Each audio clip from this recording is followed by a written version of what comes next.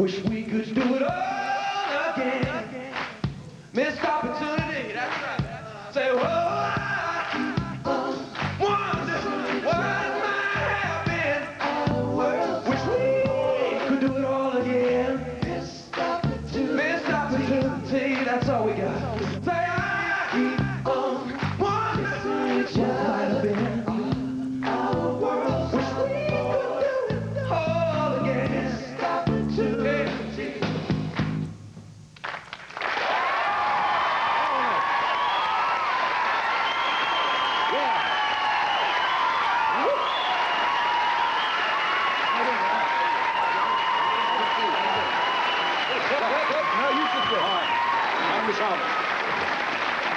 Do we go by booking here?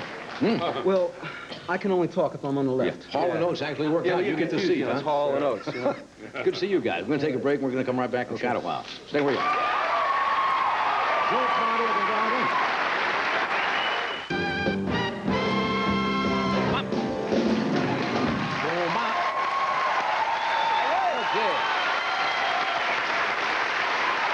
Good to have you guys on the show.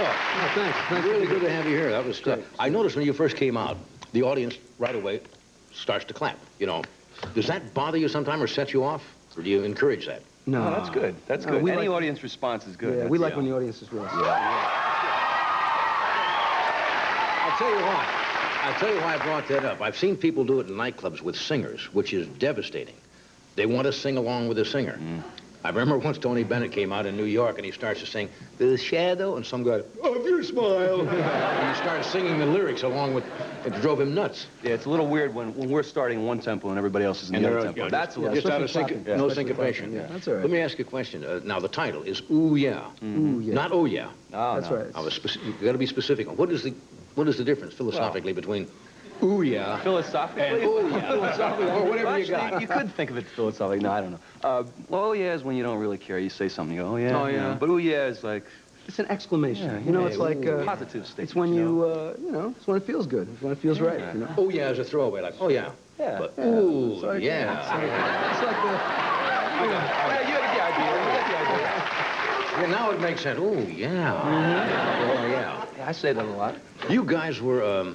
you worked together about, what, 14, 15 years, and you took a couple of years off. Now, why did you decide to take that break? It's like any long-term relationship, you know, whether it's I can understand business partnership. Yeah, or I was going to say a marriage. You know, relate to it a little bit, huh? You got tired of doing the act? Well, no, really. Not really. We needed to do something else. It was Talk, like, brother. Okay. We had to do something else. It wasn't that we were tired of doing what we were doing, because it was working great. Yeah. I mean, we did Live Aid, and we did this great show at the Apollo, which was really heavy for us. But we just wanted to do something else. We wanted to stretch out. And The reason you got back together, because a lot of teams like Simon and Garfunkel, you know, departed and went their separate ways. Never really got together, I think maybe on one concert or something like that. Well, Martin and Lewis parted, never got back together. Well, we liked Joan each other. Collins and Peter Helm broke up. they were kind of like the Martin Lewis of rock. Okay, now how'd you decide? Which one of you guys, did you call Daryl, or did y'all call you and say, hey, let's get back together and do an album? Actually, some people from Japan called us. That's really what happened. People from Japan? Yes, a Japanese musician named Kawada called us and asked us if we wanted to do a project with him in Japan. Yeah. So we thought that would be kind of an interesting way to get back together. So that's what we did. Yeah, and the album is going great. Now you're you're touring all over. Yeah, we're touring throughout the summer in America, and we go to Japan in the fall, and then probably back in America in late fall.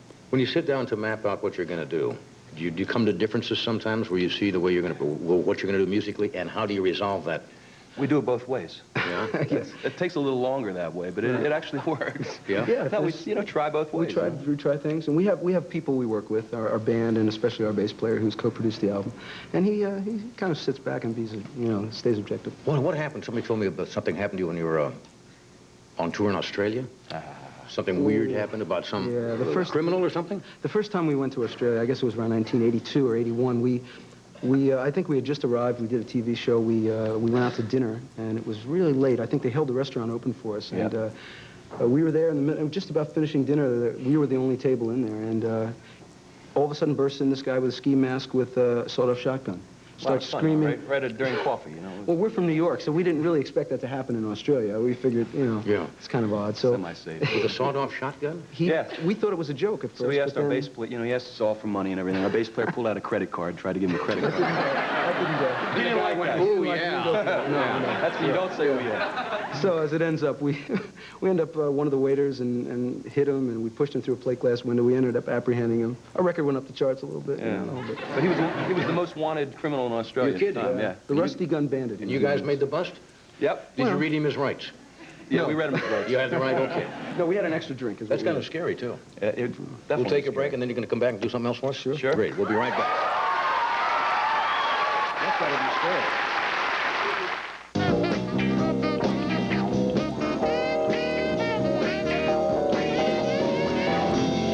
Okay, and once again, here are Hall & Oates.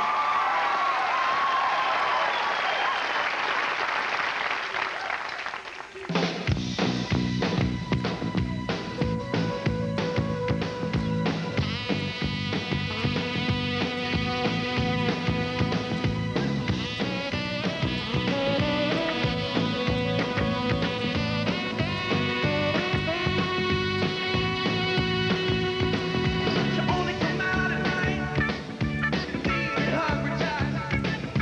Nothing to do, seen it all before. Watching, waiting, who should sit with you, mother right from the door. So many are paid to see what you think, get it for free. The woman is wild, she got tamed by the perfect jacket. Money's a matter. If you're in it for life, you ain't gonna get too far. Oh, here she comes. Watch out, boy, she'll chew you up. Oh, here she comes. She's a man-eater. Oh, here she comes. Watch out, boy, she'll chew you up. Oh, here she comes. She's a man-eater.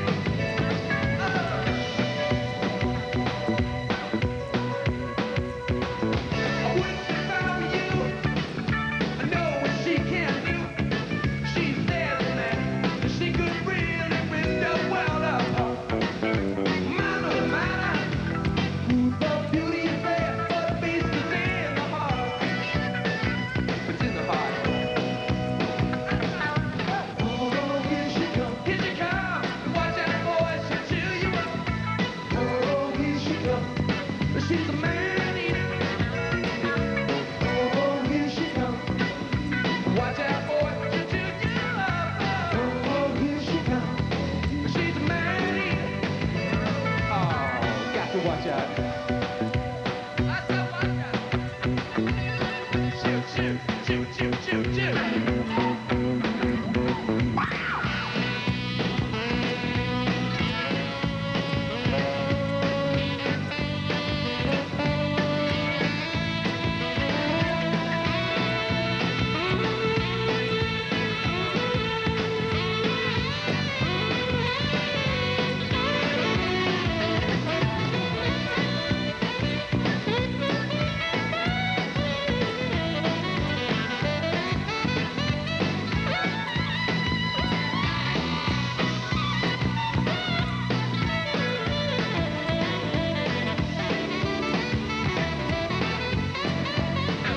Oh, here she comes. Here she comes. Watch out, boy, she'll chew you up. Oh, here she comes. Watch out, she's a man-eater. Oh, got to watch out. Oh, here she comes. She's a man-eater. The one is wild. Oh, here she comes. She's a man-eater. All right.